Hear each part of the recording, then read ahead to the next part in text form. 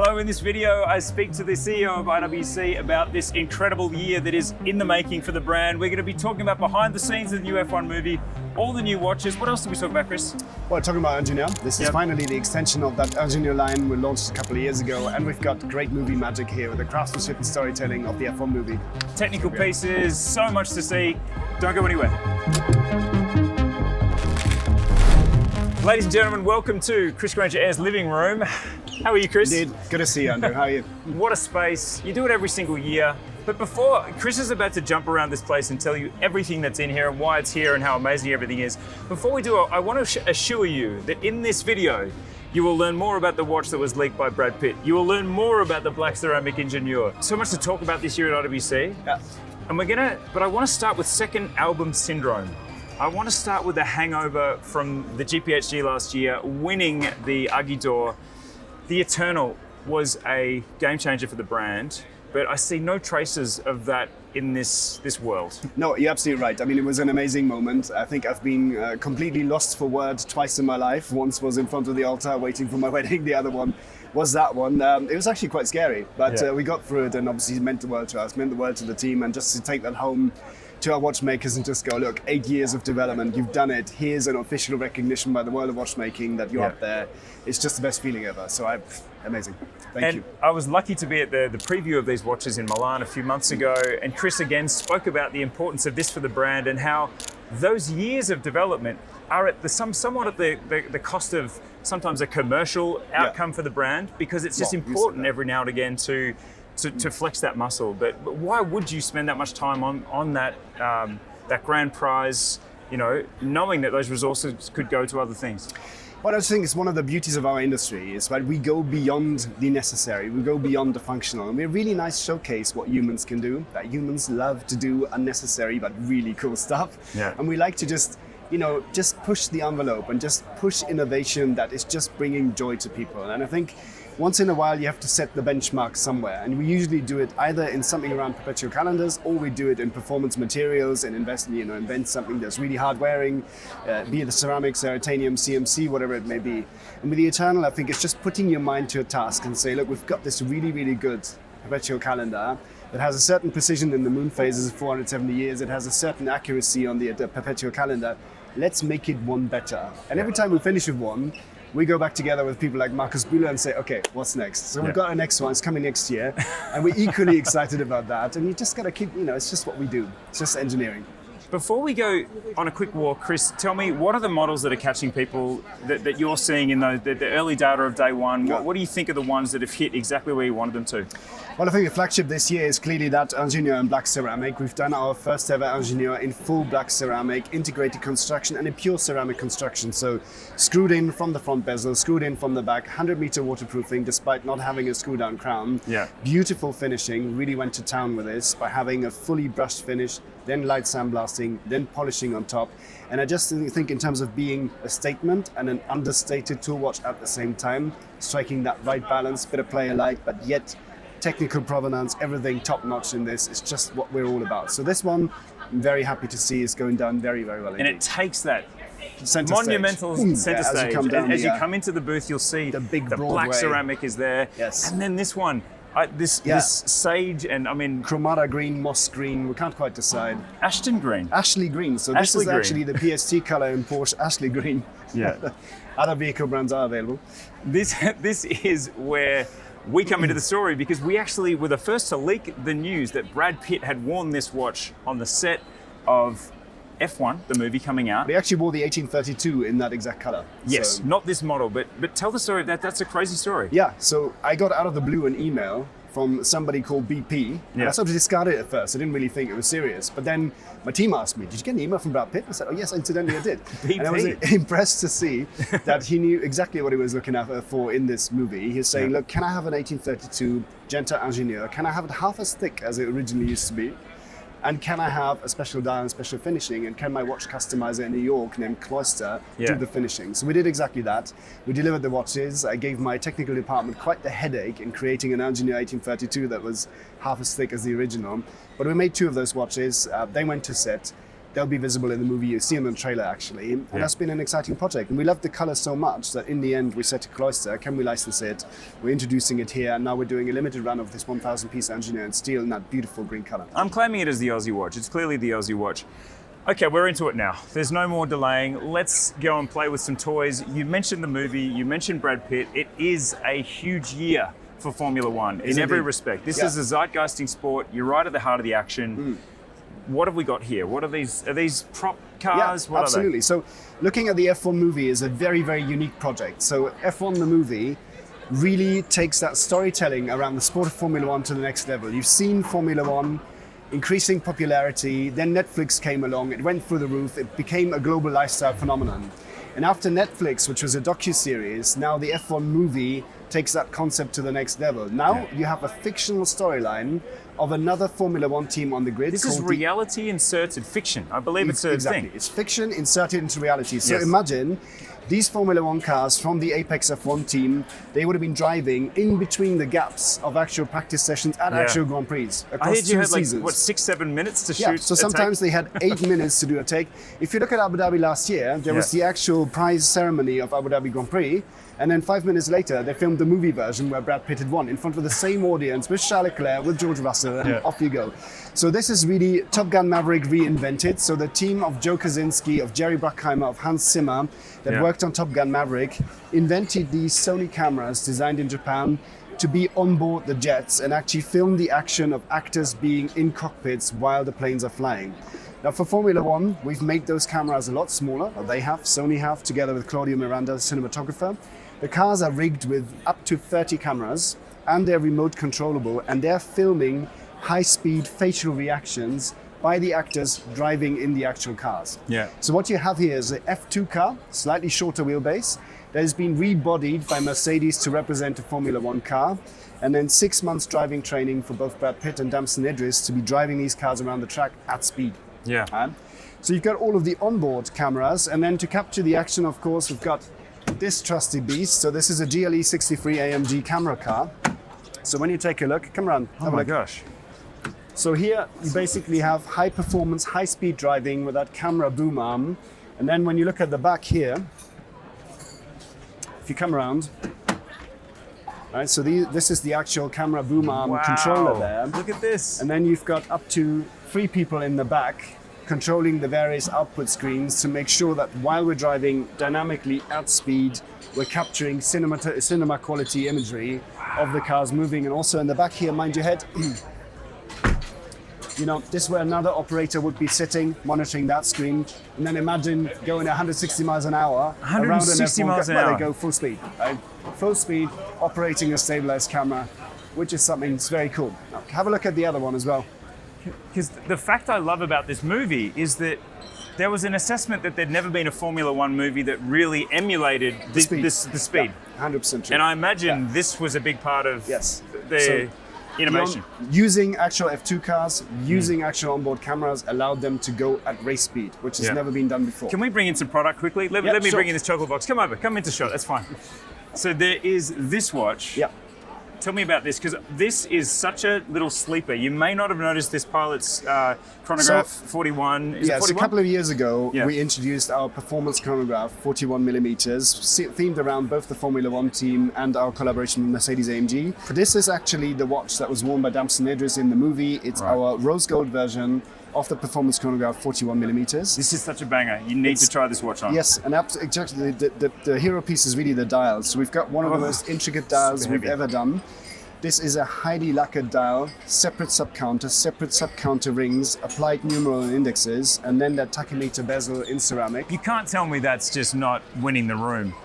I tried this on in Milan, and again, sorry, Chris, slight digression. Looks good on your wrist, but it's good to have the watches back in the story. But this is, you just need to go and try this watch on. Just trust me. Out of all of them, there's many heroes in this collection, but this is one of the sleepers for me. Yeah, absolutely. And when you break down all of the things you've done, it makes sense. Yeah.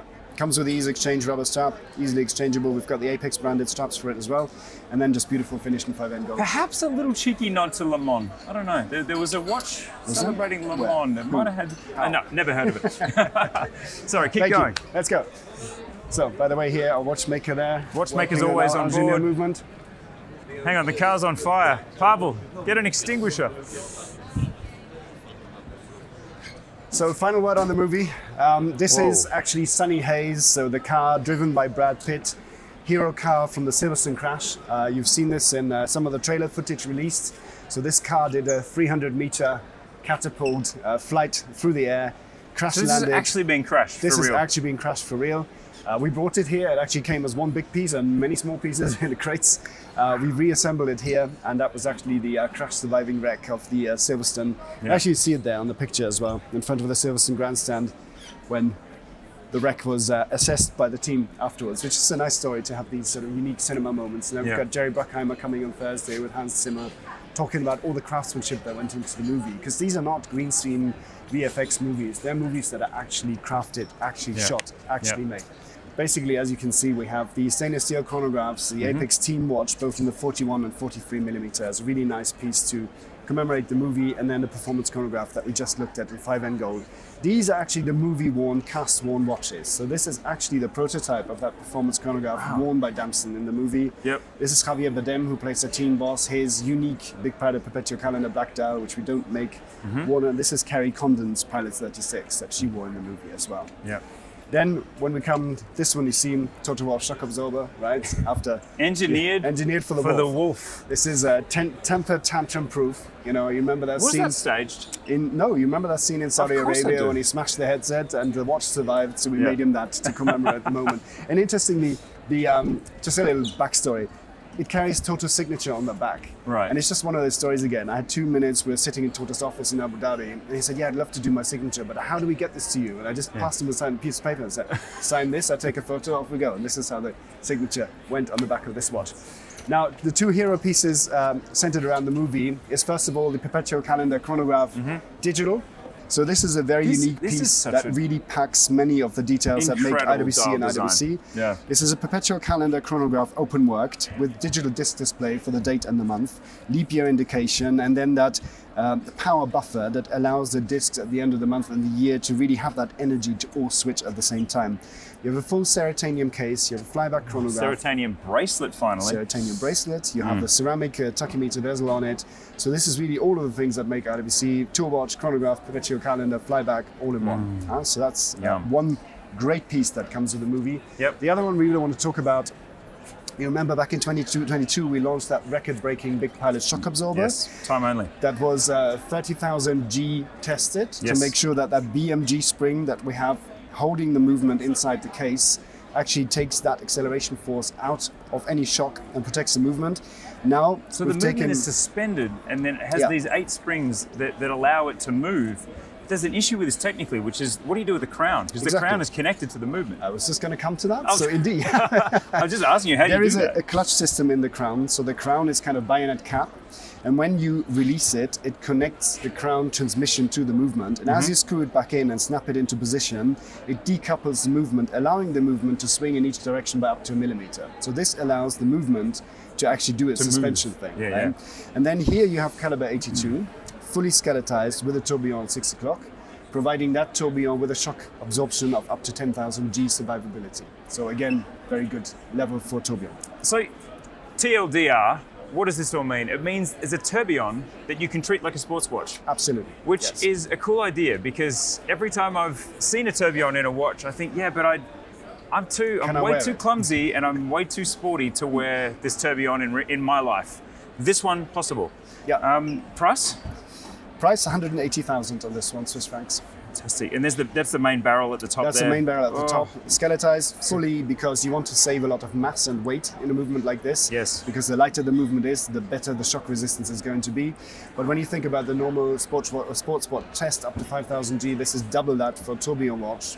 More resistant than a standard sports watch. So it's So we were having a little off-the-record chat before about how this is a commercial year. There are so many options across so many price points. Who is a customer for this watch? Because I look at this and think, this is just an absolute grail level Yeah. avant-garde, but useful, but wearable, Yeah. but ergonomic piece. So it goes into the one-day category, but Yeah. who is the customer if not me? So in the pilot's complications, there's really a great amount of collectability. You know, there's really people who are looking for big pilot collectability, Top Gun collectability, and within the complicated watches, that hits a lot of those marks. So that's typically the type of customer that will go for a Stock Observatorio.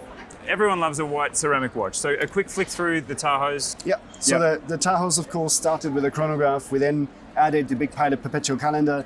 Now we're bringing the Top Gun automatic 41 millimeter in Lake Tahoe in the white ceramic. Really, really nice wearing watch. And just Summer of dreams. Complement to that Tahoe collection. Okay.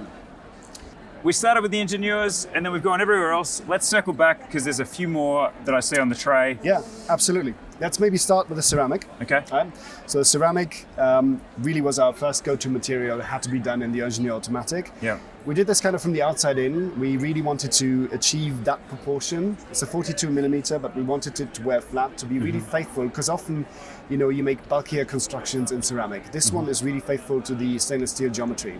It's a full ceramic construction without container, screw-in front bezel, screw-in back bezel, sapphire case back, 100-meter waterproofing despite it not having a screw-in crown, and then this beautiful finishing on it. You sandblast it, then brushed first, then sandblasted, and then accent polished to just get that right play of light. You don't want the ceramic too matte, and you definitely don't want it shiny, so it begins to look a bit like plasticky. So in the end here you have a really, really nice balance. Deep black dial to go with that, our caliber 82 in the back, ceramic components in the movement as well. It's just a winner. Deep black dial, but always flashing, thanks to that that pattern on the dial. Definitely. What's next? Right. Moving on from there, I think our first complication in the Ingenieur clearly being the perpetual calendar in stainless steel. So we put our caliber 82 perpetual calendar module with the quick clasp perpetual calendar, stainless steel version, 41 millimeters, beautiful blue dial, and then those polished accents again. First complication in the Ingenieur, perpetual calendar, makes sense? Then we go to the 5N gold models. So Ingenieur automatic, if you want a little bit of weight, that is a deep black dial. And again, you know, we've toned the finishing down a little bit to be sort of less shiny, if you like. So this is all brushed center links, a little accent polishing on it, and then again offsetting that dial. Oh, that looks good on you. I like that. So the Ingenieur 2 years ago, launches, we were there with Evelyn, the whole story was told. 2 years later, absolute Ingenieur paradise. So many sexy new versions. What's your pick of all of the new Ingenieurs? I'm not decided yet. So I'm in between the perpetual, the black ceramic, and the 5N gold. Literally. Yes. So we'll see at the end of the week. We'll see at the end of the week. I'm still siding with Sage, but this is your big drop. This is beautiful. Then also in the 5N gold, you know, we're introducing the new size, 35 millimeters. Yep. We're going to try the 35 millimeter on a wrist that's perhaps more appropriate. Yeah, so 35 millimeter, wearing beautifully. So here what we're trying to do is really have the same visual balance of the Ingenieur 40, scale down into 35, obviously meaning that every single element of that watch is differently proportioned from the 40 to get the overall same effect. So you can never scale down watches just proportionally. You really have to look at the bezel weight on it, the ratio of case to bracelet, how it tapers to get really the look and feel of the Ingenieur 40, but in 35. Yes. So black dial, silver dial, and then that beautiful 5N gold with a gold dial, tone in tone. Just stunning piece. And I see that there are how many color variations in 35? What do we 35 have? with 3 colors, 2 in stainless steel and 1 in gold and gold. Yep. Chris, as always, it's a blast to come here. What are your closing words for this year? How's the mood in the camp as you head into this year? The movie is going to be a moment. No, I'd say exactly that. I think we're looking forward to seeing everybody around the globe. We're going to do cinema viewing events all over the planet. It's going to be amazing just to see a movie like that come to life. That quality of directorship, that quality of production, quality of storytelling, and some great watches. Indeed. So Jerry Bruckheimer, Hans Zimmer, Joe Kaczynski. Absolute dream team working on this movie. I know that you're as excited about Formula One as I am. I'm a new convert to the sport, but I'm an old convert to IWC. Thanks for watching. Let us know below which of these watches catches your imagination and your attention. Chris, thank you always Enjoy watching for this access. Thanks, man. Thank you.